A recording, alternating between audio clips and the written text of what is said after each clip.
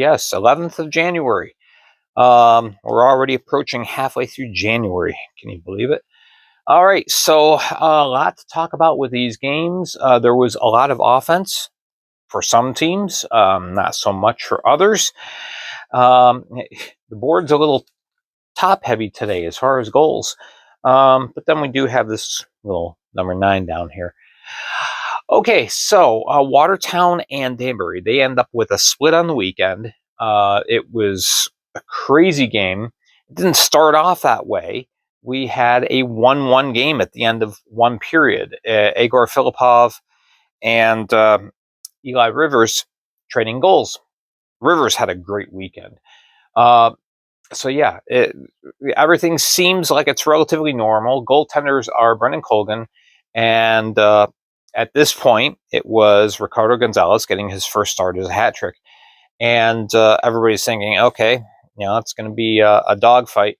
Well, it was pretty crazy. Second period, we had 10 goals, 6 by Watertown, and these went according to streaks. As I said, we entered the period 1-1. And then all of a sudden, Danbury goes up 3-1. It's Eli Rivers scoring at 2:33 and Noah Robinson scoring at 2:44. So 2 goals in 11 seconds. So Robinson scores his goal. Colgan skates very casually over to his bench. I thought they were going to put in Matt Lenz at that point, but Colgan just kind of sat there for a minute, collected himself, and I got his gear all back in place, casually skated back to the crease. So I was like, okay, Colgan's back in. It's 3-1. That was a couple of quick goals. Taking that little breather seems to have helped because Watertown ended up running off 6 in a row. Yeah, it was crazy. So first, it's Konstantin Cherniuk scoring on the power play, 5:16. And then Quinchevers scores 7:25. Klink scores at 8:29. Klink scores again at 9:57. So now it's 5-3, and that was the end of the night for Gonzalez. In comes Kyle Penton. And Penton ended up taking the loss because Danbury would come partway back. Anyway, let's see. Hunter Hall scores. Klink scores again. So there we go. And then also, Brendan Colgan stops a penalty shot by Kandareka. So preserves the lead at that point. But yeah, at this moment, it's now 7-3. Watertown just went on that tear. Towards the end of the second period, we had goals by Eli Rivers. Gets his hat trick. And then we had Alexander Rustov scoring right at the end of the period. It was like 19:11. So now it's 7-5. Very interesting. And now we're all going, okay, what's the next period going to be like? Next period was actually pretty quiet. As the only thing that happened in the period was Konstantin Cherniuk scoring another power play goal. So only 2 power play goals all night, both by Watertown, both by Konstantin Cherniuk. So there you go, 8-5. And because the hat tricks ended up with that 5th goal that countered the one that Gonzalez had given up. So Penton takes the loss. I say half and half. Literally, the difference was 4 seconds. Gonzalez played 29:58. Penton played 30:02. Colgan, after that rough patch that he went through earlier on, he sticks it out and he makes 29 saves, gets the win. Watertown back to within 2 points of Danbury for that 5th place spot in the Empire. So 11-15-3 is their record. 11-16-3 is Danbury's record. A couple of those wins were regulation wins for Danbury, so they have a couple extra points, even though I have 1 more loss. They're 2 points up on Watertown. So crazy game there. Crazy game as well in Athens for different reasons. PeeDee started this game off great.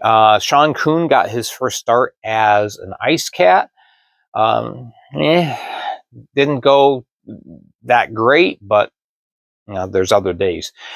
And it's William Lavalier in for the Athens Rock Lobsters. Now, Trevor Lord was the first to score. He gets the goal at 3:40 of the first. It's 1-0 PeeDee, and Athens answers back with a vengeance. We have a goal by Picard and also by Lowell on the power play. It's 2-1 at the end of one. Shots 13-10 in favor of Athens. Not too bad. Second period.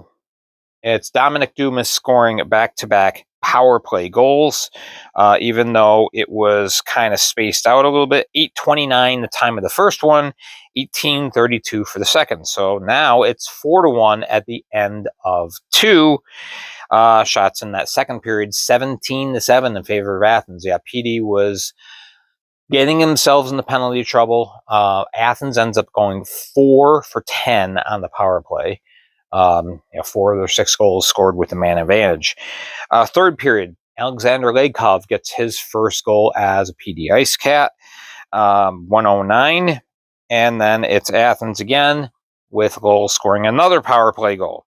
So, 4 power play goals in a row for Athens. Then PeeDee started making it interesting. Just a minute after Lowell's power play goal, PeeDee again gets in the box, and it's Patrick Marcinkiewicz scoring a shorthanded. That is the 10th goal that the Ice Cats have scored shorthanded this year. And they just reached the halfway point in the season. Last year, I believe, Binghamton had 19 shorthanded goals. I'm not sure if that's a record. I haven't gone digging through our archives, but that's a lot of shorthanded goals in a year. Well, PeeDee could beat that because right now they're on pace for 20. Crazy. Absolutely crazy. Kukarov scores for Athens, trying to build the cushion back up. And then PeeDee, they get a little desperate. Understandable. It's getting late in the game. 5 minutes left, and Kuhn gets pulled. And it pays off. Patrick Marcinkiewicz scores a power play goal with the extra attacker. So it's 6-on-4, basically. And then, again, they pull the goaltender. They run out of time, but before time ran out, 1946, Houston Wilson scores on the power play. So that made it 6-5. That's as far as PeeDee got. Now, I want to clarify my first sentence here. First sentence is, there were a lot of serious timekeeping issues here in this game. I don't know what went on, whether this was at the behest of the on-ice officials or if communication between off-ice officials and on-ice officials were just messed up. I don't know. But there were a couple of occasions where time was added onto the scoreboard. There were times when extra seconds were run off. Now, before you PeeDee fans say, if we had those extra few seconds, that could have made a difference. You actually did. I did go through and calculate each time changes were made. If you want to be completely technical about it, this game was 60 minutes and 3 seconds long. Extra time without it being extra time. Even though time was run off a couple of times, once you added up the time that was run off, put it against the time that had been added on a couple of occasions, you ended up with 3 extra seconds in this game. So, PeeDee, you ran out of time regardless. But it still begs the question, why were there so many timekeeping issues? Why was time being added on? Why was that time being run off during a stoppage of play? Something's got to improve there. Anyway, more than a sellout crowd there. The capacity of Aikens Arena, seating capacity, is 5,500. So there were a lot of people standing around. If you've ever seen an Athens game, they have that big, huge platform behind the one goal. I would guess that there are probably a lot of people standing there as well as in other areas because, 59-13, largest crowd in Athens history. So, wow. Okay, so we're done with that game. Let's move on. Blue Ridge and Columbus. They basically play 2 games in one as Blue Ridge jumps out to a 5-0 lead partway through the second period. Columbus comes back, rattles off the last 4 goals unanswered. Unfortunately, they too ran out of time, and they probably ran out of offensive firepower too, as Tyler Barrow, who did have a goal and assist in this game, plus a hat trick on Friday night, gets himself tossed. Verbal abuse of officials, so he's gone. And the River Dragons could have used his offense. You're already short Ryan Hunter, who gets the call up to the ECHL. Barrow's out, so your top 2 offensive guys are gone.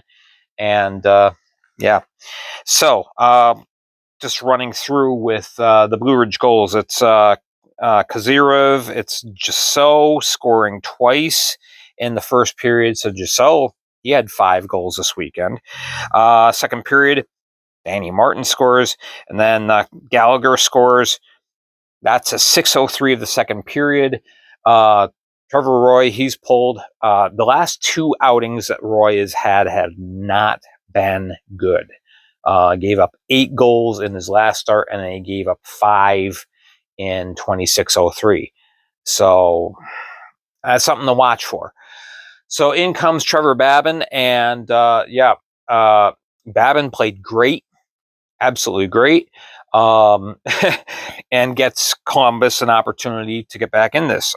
Goals by Barrow and Storjahan in the second period make it 5-2, and then in the third, Cody Wickline scores in the power play. It's 5-3, and then extra attacker once Babin is pulled. Because Babin gets pulled, and he has to get put back in, and he's getting ready to skate off. Blue Ridge had gotten the puck and was aiming for the temporarily empty net, but Babin comes diving across, makes a very Dominic Hasek-like save, and keeps the puck out of the net. Gives Columbus a chance, but they ran out of time, and 5-4. So Columbus, they were cold at the start of the year, then they got red hot. Now they're ice cold again. So it's been a very streaky year in Columbus. Blue Ridge are finally stringing together some wins. I believe this is their 3rd win in a row. So getting some very much needed points. They're solidifying their spot in the 4th position in the Empire. They're 13-15-1. And Columbus 15-10-3, kind of in the middle of no man's land in 3rd place in the Continental. 5 quick goals, and there you go. This was probably the quietest game of the night. The Binghamton Black Bears and the Twin City Thunderbirds, a 4-1 win. It was all Binghamton early. Do have to mention something about this. Okay, Kirkby scores twice in the first period and once on the power play, and it's 2-0 at the end of 1. Now, shots are marked 24-4 in the first period. That 24 is debatable. It's debatable whether it was that high. Maybe it was more like 18 or 19, but nonetheless, 4 shots on goal. That part was accurate. So, it was kind of crazy. It makes Tomei's stats look good, but anyway, so it's just a lot of statistical anomalies last night. Okay, in the second period, Zach White does score in a 4-on-4 situation to get the Thunderbirds close, 2-1. Late in the period, it's Gavin Yates scoring once again. Scored on Friday, scored on Saturday. It's 3-1 at the end of 2, and then Nick Swain scores on the power play. 12:58. It's 4-1. Thunderbirds had enough. I'm not saying that they initiated, but things got very ugly between the 2 teams late in the period. The last 5.5 minutes were very ugly. A lot of stuff happened on ice. Some people got the gate. And we'll see if that carries over to when Twin City visits Binghamton in a few more weeks. These teams have been pretty much very quiet as far as any of that kind of stuff has gone on over the last few games that they've met, whether it's in the playoffs or in the regular season. But some bad blood. So yeah, it'll be interesting to see what carries over. Tomei stops 21-22, or however many goals. Oh well, no, actually, his stats were okay. It was Babic. Babic's stats were maybe inadvertently padded and out of his control, but he did play fantastic. Actually, I know he gave up 4 goals, but the quality of some of his saves were just incredible last night. 42 saves on the night. And Binghamton 27, 3-0, and Twin City 11, 15-1. Twin City and PeeDee still tied for that 4th place spot. Twin City does have the tiebreaker, but they both have 33 points, and they've been kind of stuck there for a little while now. All right, the last 2 games I did not watch in their entirety. I spot checked them. Absolutely crazy in Monroe. 9-1. So with this game, it was 2-0 at the end of 2. It was no score at the end of 1, 2-0 at the end of 2, and then 7 goals in the third. As Monroe just said, you know what, it was almost like a cat playing with a toy, and then finally said, all right, I've had enough of this. Pretty crazy. We had some ugliness in the third period as well. We had a brouhaha go on. Danbury gets a match penalty for intent to injure. I'm guessing it's with that punch he's about to deliver on the thumbnail, with a player unable to defend himself. Austin Weber jumped into the fray and got a third man in penalty. So Danbury definitely getting a suspension because it's a match penalty. Austin Weber, I would expect, probably will get a suspension for being third man in. So there you go. But absolutely crazy. The 7-goal third period also included a penalty shot by Carlos Fernares. And it was all Monroe. The shutout was lost at 1744 of the final period.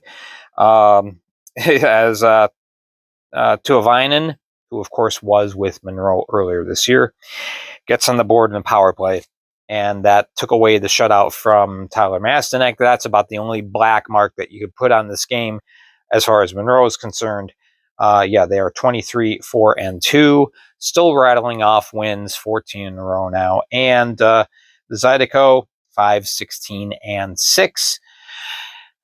Not much you could say there. Coffey started the game, played till the 4:17 mark of the third, when he gave up the 5th goal. In comes Billy Stevens. He surrenders the final 3. Stevens went the final 4 goals. 7-11 in 15:43 played for Billy Stevens. So kind of crazy. Kind of a crazy game. I had a little bit of everything. A very good crowd. Almost a sellout. About 400 short. All right, final game of the night. It's strange saying this with a 5-0 final, but this was a goaltender's clinic. We go to the first period and 32 shots on goal for Topeka. 32. We get to the end of the first period. Raul Charmat already has 30 saves on the night. A lot of goaltenders don't face 30 shots in a game. Lavalier faced 30 in the whole game. It's crazy. 29 here. between, 30 saves by Sharma after 20 minutes. Absolutely crazy. Second period, Topeka scores again, so it's 3-0. 45 saves on 48 shots. Meanwhile, Bernard is stopping everything, which, thank you, Captain Obvious. There's a 0 there, so that makes sense. But after a very anemic first period by Biloxi, and I did watch some of this first period, Biloxi forgot to show up until the second period, just plain and simple, with the exception of Sharma, because he was all-world goalie, stopping 30 shots. Second period comes in, and all of a sudden, oh yeah, 19 shots on goal to 16 for Topeka. So yeah, this game kind of ended up being wide open, 17-12 in favor of Biloxi in the third period, but they couldn't get anything past Sammy Bernard, who I'm sure he was chomping at the bit to get into the game on Friday night. Bruzgalov was not having a good night, giving up 8 goals to Biloxi. Apparently, Biloxi used up all their offense on Friday. Forgot to save some for last night. 5-0 final. Topeka improves to 17-9-0. Biloxi now 6-21-1. But yeah, Sharma, 55 saves on the night, 44 for Bernard. It was indeed a goaltender's clinic, and all the chats, all the different games were buzzing about it. Sharma's made 50 saves tonight. Everybody was talking about Roel Sharma. Of course, he is a fan favorite wherever he goes, and he's just one of those people because he's always smiling, he's always upbeat, he's always cheerful. You can't help but cheer for the guy. You just can't. Everybody, we need to make a new sitcom for CBS. Everybody loves Sharma, because everybody does. But Sammy Bernard, he was no bad guy. He ended up having a great performance as well, saving 44 on the night. He gets himself the donut, and the only donut of the night, because Masternak came just shy, just by 2 minutes and 16 seconds. All right, so there we go. The other thing I just have to say, Biloxi, you got to do better. You gotta, with the attendance. You just gotta. All right, enough of that. Okay, so upcoming this week, we have, it's one of the last weeks in which I'm doing a whole bunch of features on Facebook.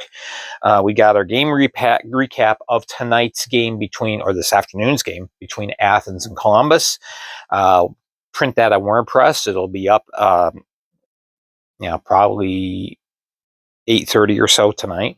Monday, we have Stars and Standings. Again, WordPress, but I post it on Facebook. Tuesday, we have Power Rankings. Yep, every other week we do Power Rankings. That'll be on Facebook. And Wednesday, News and Notes right here on YouTube. So I want to thank you all again for watching, all your support, all the new subscribers. It's been awesome. And I really appreciate how this page is just blown up. The following, it's doubled since August this past year. Thank you so much.